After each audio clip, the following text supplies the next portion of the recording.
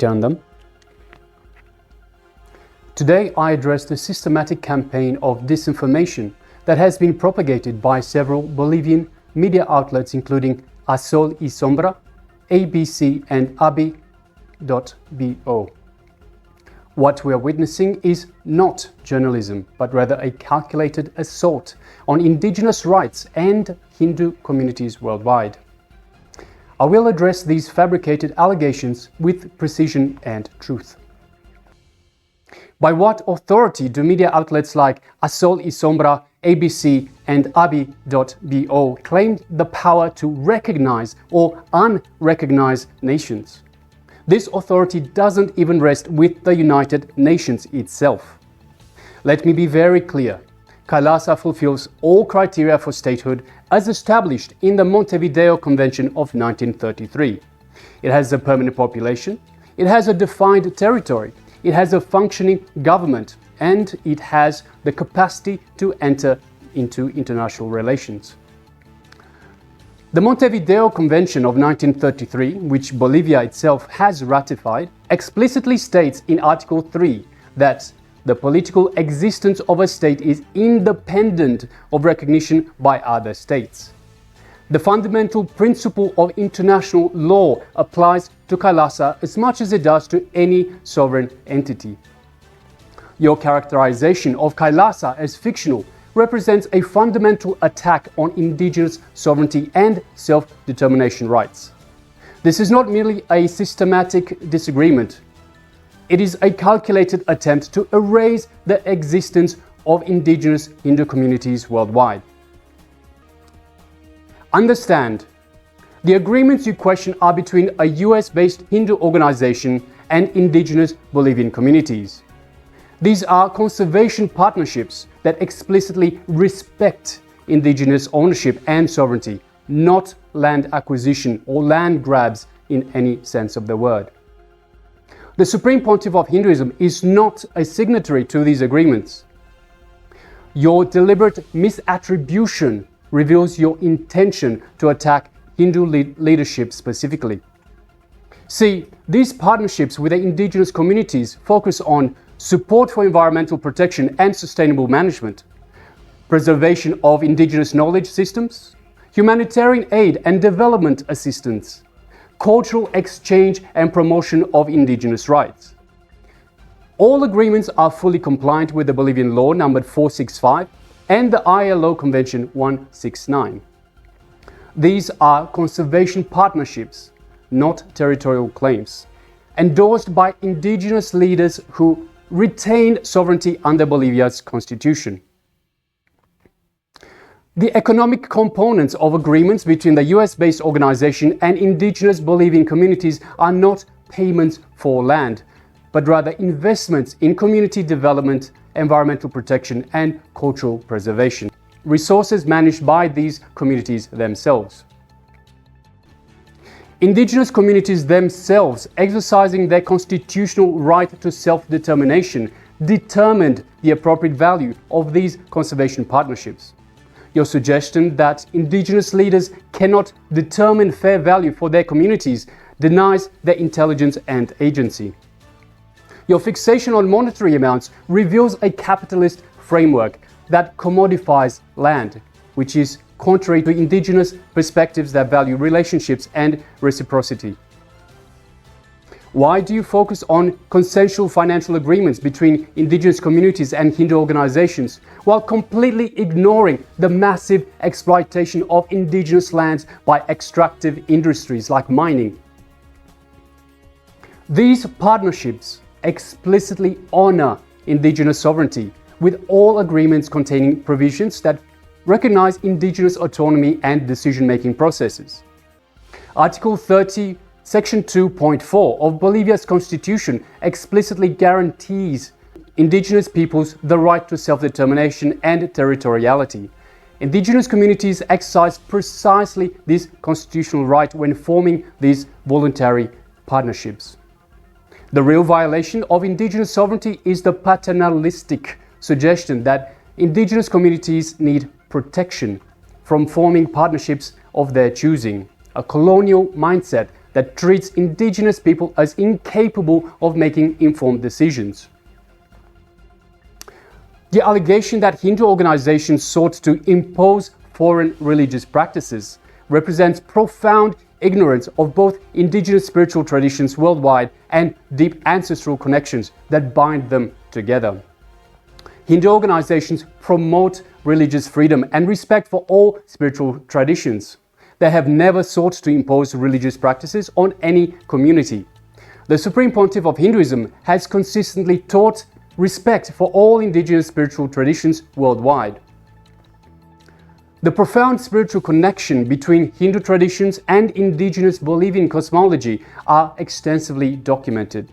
The Andean deity Pachamama, Mother Earth, and the Tamil Hindu goddess Pachai Amman, means Green Mother, share not only parallel names but nearly identical attributes as Earth Mothers who sustain life and ecological harmony.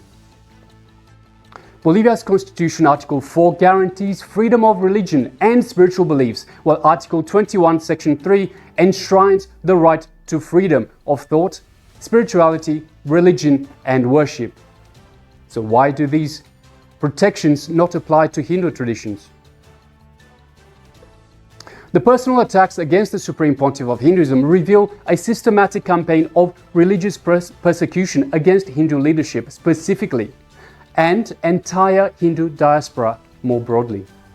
The Supreme Pontiff of Hinduism is not a self-proclaimed guru. His lineage traces back through ancient Hindu spiritual institutions with formal recognition from traditional authorities, including the 68th Jagadguru Shankaracharya of Kanchi Kamakoti Peetham. The Supreme Pontiff of Hinduism has been completely exonerated by multiple courts worldwide. Complete judicial exoneration by the Gujarat High Court in February 2, 2024. US court vindication with nearly $500,000 awarded for defamation. The Karnataka High Court protection declaring the Supreme Pontiff of Hinduism's arrest as illegal and without jurisdiction. And there's also medical evidences proving biological impossibility of allegations. And then there's also Interpol's refusal to issue notices recognizing the political nature of these persecutions. Your continued promotion of allegations explicitly rejected by courts worldwide reveals this has nothing to do with journalism, but rather it is a targeted religious persecution. The claim that indigenous communities reject agreements with KAILASA is a fabrication designed to drive a wedge between indigenous communities worldwide. No legitimate indigenous communities have spoken against partnership with Hindu organizations through proper channels. These supposed rejections are either fabricated or represent small fractions not representative of the wider community. You are manufacturing the false narrative that indigenous communities are against Hindu partnerships. This is a classical divide and conquer tactic used throughout colonial history. What is actually happening is that indigenous communities who have formed legitimate diplomatic relations with Hindu organizations are being pressured and intimidated. These communities face tremendous pressure when they exercise their constitutional rights to self-determination. What you frame as political controversy is actually standard diplomatic protocol, followed by representatives of all nations seeking to build international relationships. Meeting with government officials is precisely how international relations function. You imply impropriety in normal diplomatic activities, activities you would never question from Western nations or organizations. This double standard reveals a colonial mindset that indigenous organizations should not engage in international diplomacy. The Supreme Pontiff of Hinduism is not directly involved in these diplomatic initiatives. These are independent actions by a US-based organization. Your deliberate conflation reveals your intent to persecute the Supreme Pontiff of Hinduism specifically. The allegation of false representation at international forums is a deliberate attempt to delegitimize legitimate participation in global governments by Hindu and indigenous representatives. Hindu and indigenous representatives have legitimately participated in various UN forums on human rights, indigenous issues, and religious freedom following established protocols for civil society and indigenous representation. The United Nations has published over 21 reports documenting the persecution faced by KAILASA and indigenous Hindu communities worldwide, recognizing the legitimate concerns of these persecuted groups. You deliberately mischaracterize legitimate UN forum participation as sneaking in or misrepresentation, a language you never applied to Western NGOs or other religious groups participating in identical processes. The allegations of threats and intimidation is a fabrication to silence legitimate criticism of your persecution campaign and criminalize Hindu advocacy. No Hindu representatives have engaged in any threatening behavior. The Supreme Pontiff of Hinduism has consistently taught and promoted non-violence, ahimsa, as a fundamental principle. What you characterize as threats are actually legitimate legal notifications informing media outlets of their defamatory content and requesting corrections, a standard journalistic accountability mechanism used by organizations worldwide. You provide zero specific evidence of actual threats, no threatening messages, no intimidation tactics, no witness testimony, because none exist.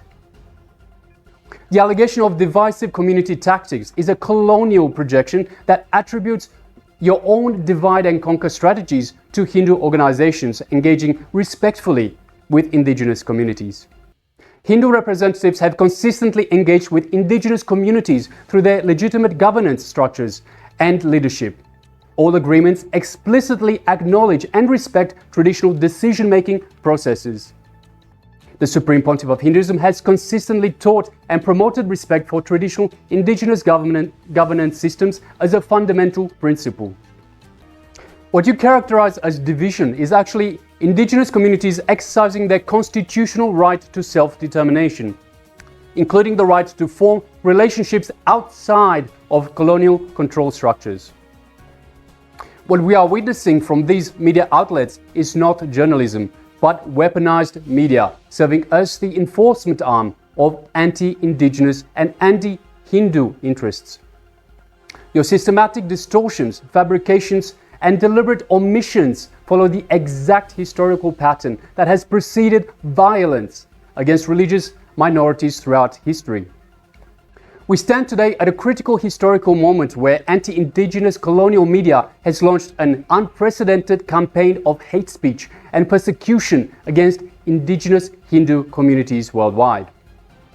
To the indigenous communities facing media persecution, we stand with unwavering solidarity with your right to self-determination.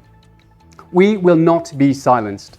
We will not allow anti-indigenous media to erase our existence or deny our fundamental rights to self-determination and international engagement.